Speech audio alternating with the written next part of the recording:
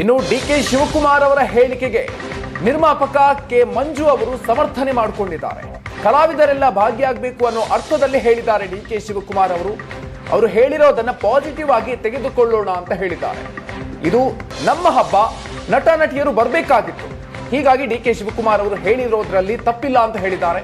ನಮ್ಮ ಹಬ್ಬದಲ್ಲಿ ನಮ್ಮವರೇ ಬರಲಿಲ್ಲ ಅಂದ್ರೆ ನಮಗೂ ಕೂಡ ಬೇಸರ ಆಗುತ್ತೆ ಅಂತ ಕೆ ಮಂಜು ಅವರು ಹೇಳಿಕೆಯನ್ನು ಕೊಟ್ಟಿದ್ದಾರೆ. ಹೇಳಿದ ಉದ್ದೇಶ ಚಿತ್ರೋದ್ಯಮ film Bengaluru international film festival ನಡಿಬೇಕಾದ್ರೆ ಎಲ್ಲರೂ ಇರಬೇಕು ಅಂತ ಅರ್ಥದಲ್ಲಿ ಹೇಳಿದ್ರು. ಯಾಕೆ ಇದೆಲ್ಲ ಸರ್ಕಾರ ಎಷ್ಟೊಂದು ಖರ್ಚು ಮಾಡ್ತೀವಿ ಅಂದರೆ ಎಲ್ಲರೂ ನೀವು ಇದ್ರೆ ಒಳ್ಳೇದಾಗುತ್ತೆ ಅಂತ ಹೇಳಿದ್ರು.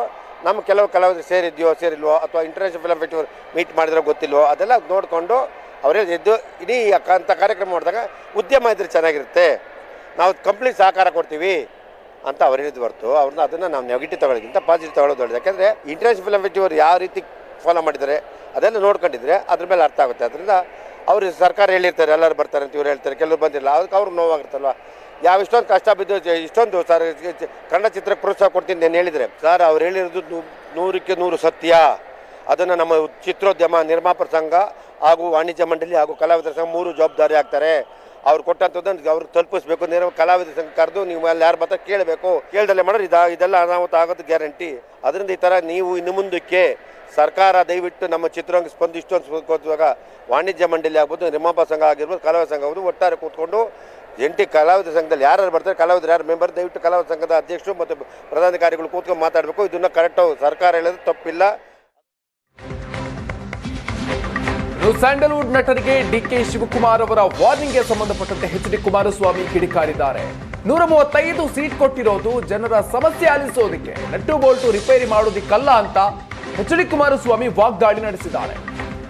ಡಿಕೆ ಶಿವಕುಮಾರ್ಗೆ ಯಾವ ರೀತಿ ಸಪೋರ್ಟ್ ಮಾಡಬೇಕಂತೆ ಡಿಸಿಎಂ ಡಿಕೆ ಶಿವಕುಮಾರ್ ಅವರನ್ನ ಕೇಂದ್ರ ಸಚಿವ ಎಚ್.ಡಿ. ಕುಮಾರಸ್ವಾಮಿ ಪ್ರಶ್ನೆ ಮಾಡಿದ್ದಾರೆ. ಡಿಸಿಎಂ ಡಿಕೆಶಿ ನಟ್ಟು ಬೋಲ್ಟು ಮಾತಿಗೆ ಎಚ್.ಡಿಕೆ ಕಿಡಿಕಾರಿದ್ದಾರೆ.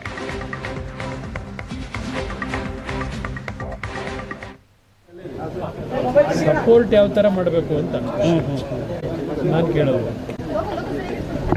ನಟ್ಟು ಬೋಲ್ಟ್ ಏನಾದರೂ ಯಾರ್ದಾದ್ರೂ ಲೂಸ್ ರಿಪೇರಿ ಮಾಡೋದಕ್ಕೆ ಆ ಕೆಲಸ ಮಾಡೋರು ಭಾಳ ಜನ.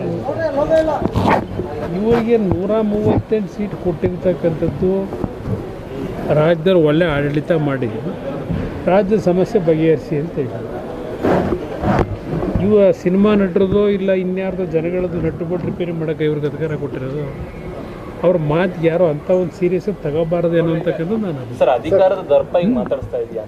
ಈ ಕಳೆದ ಒಂದು ವಾರದಿಂದ ಅವರ ಮಾತುಗಳು ಕೇಳಿದಾಗ ಬಹುಶಃ ಅವರು ಭೂಮಿ ಮೇಲಂತೂ ಇಲ್ಲ.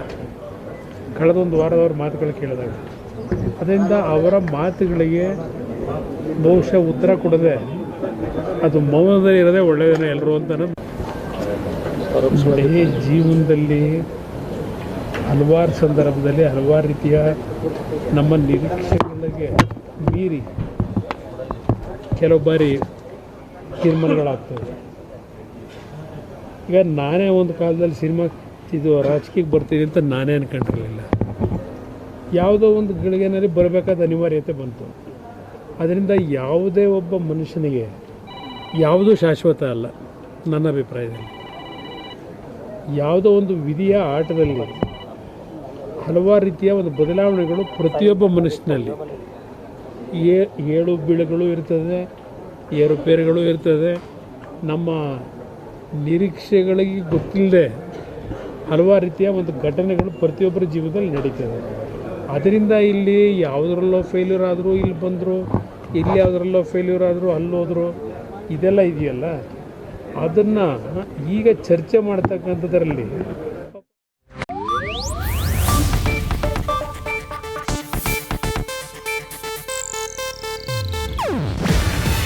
ಇದು ಏಷ್ಯಾನೆಟ್ ನ್ಯೂಸ್ ನೆಟ್ವರ್ಕ್ ಪ್ರಸ್ತುತಿ.